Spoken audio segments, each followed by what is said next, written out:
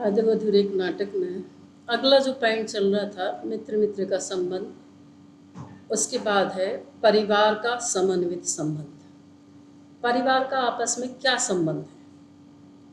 इसमें जो पूरी कहानी है वो एक मध्यम परिवार की है। मध्यम परिवार के बीच में कितना तनाव है, कितना अलगाव है, कितनी टूटन है, ये सारी चीज़ें इस नाटक में बताई गई हैं कि परिवार के प्रत्येक सदस्य के अंदर तनाव उत्पन्न हो गया है, परिवार के प्रत्येक सदस्य के अंदर अलगाव उत्पन्न होता है। सभी परिवार के प्रत्येक सदस्य एक दूसरे को ईर्ष्या की दृष्टि से देख रहे हैं। सबके अंदर टूटन हो गई है, दिल टूट गया है, सब घर से भागना चाहते हैं, सब अपनी दूसरी ज़िंदगी बसाना चाहते हैं, दूसरी ज़िंदगी बसाने के बाद भी वहाँ खुश नहीं है।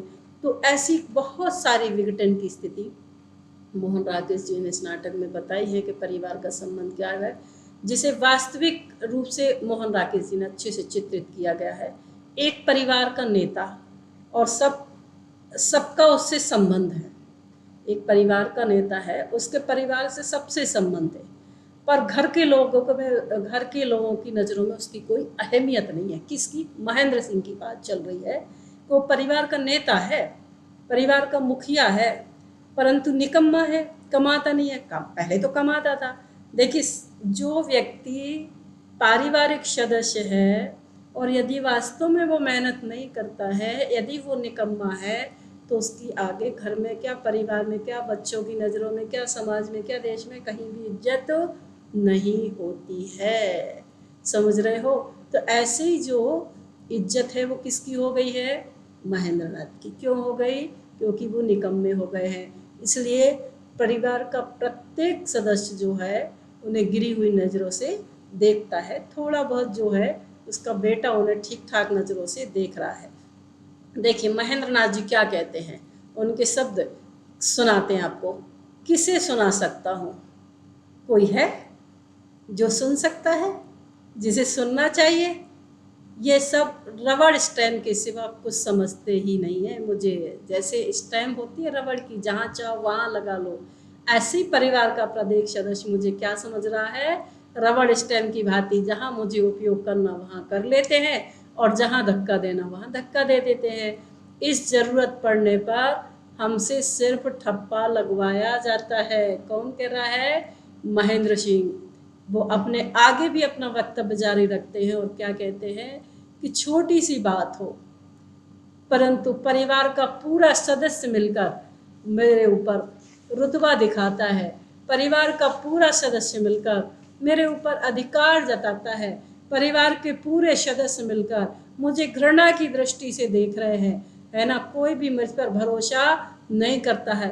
यदि मैं भरोसे की भी बात करूं, यदि मैं विश्वास की भी बात करूं, तो परिवार का कोई भी सदस्य मेरे पर भरोसा नहीं कर रहे हैं। बात बात पर बिगड़ जाते हैं। लड़के की तरफ इशारा करो तो वो भी आज बेकार घूम रहा है, तो वो भी निकम्मा है। बड़ी लड़की की तरफ अगर जाएं परिवार में, तो वो भी शादी तो की है लेकिन वापिस आ गई है, तो वो भी निकम्मी है। इस प्रकार वो अपने घर से भाग आई है।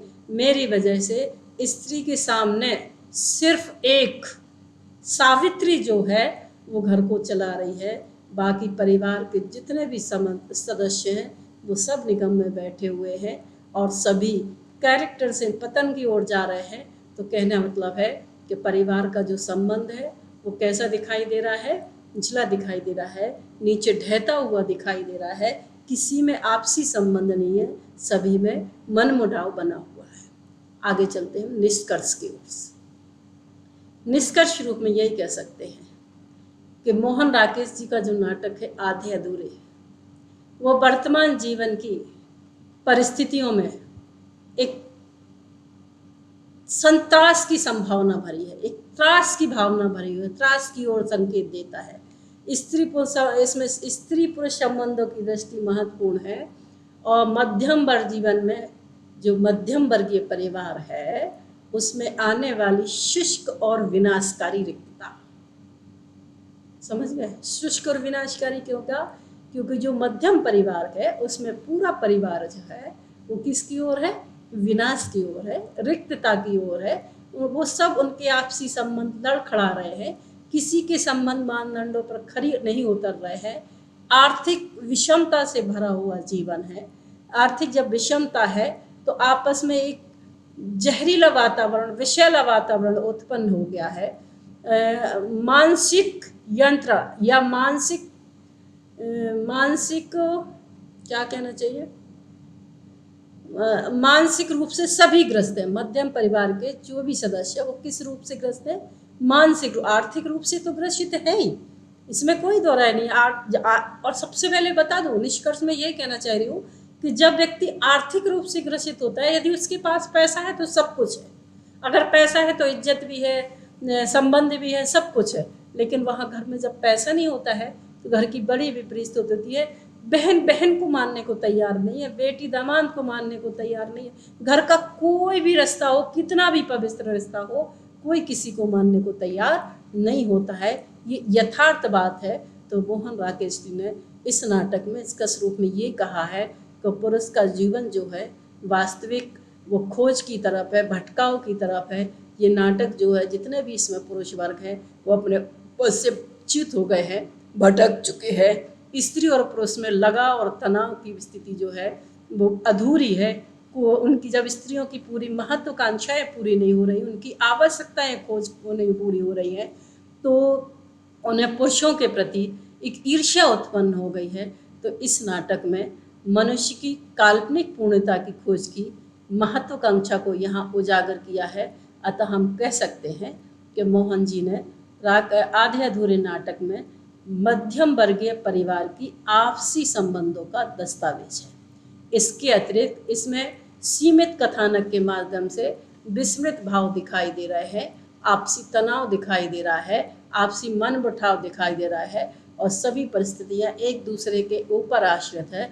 अतः लास्ट में हम कह सकते हैं कि संपूर्ण नाटक के बाद अपनी परिस्थितियों के अनुकूल संबंध निर्धारण करने में इस पर सफल सिद्ध हुए हैं, है ना।